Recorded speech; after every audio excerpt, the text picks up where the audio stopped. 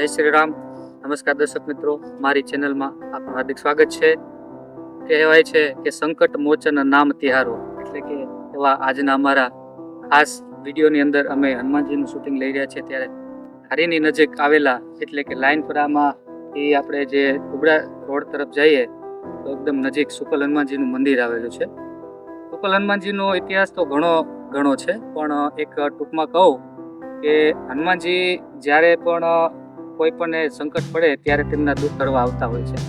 અને ત્યારે એક વખત એવું બનેલું કે અહીંયા બાજુમાં માલધારી જે એક ઘેટા બકરા ચારવાવાળા માલધારી સમાજના એક ભાઈ અહીંયા ઘેટા બકરા ચારતા હતા. ત્યારે હનુમાનજી આવી અને એમને કીધું કે ભાઈ મારે દૂધ પીવું છે.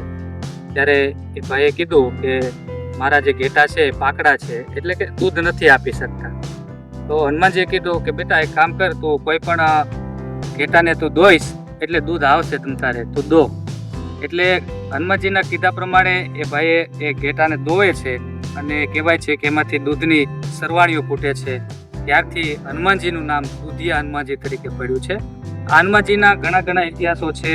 આજુબાજુના ગામના લોકોનો પણ આમાં ઘણો સાથ છે, સહકાર છે. હનુમાનજીમાં માને પણ છે. હનુમાનજીને દર શનિવારે હોય ત્યારે અહીંયા લોકોની ભીડ હોય છે. હનુમાનજીની ઉપર એમની શ્રદ્ધા છે, આસ્થા છે. તો આપણે પણ ચાલો મારી સાથે હનુમાનજીના દર્શન કરીએ. જય શ્રી રામ.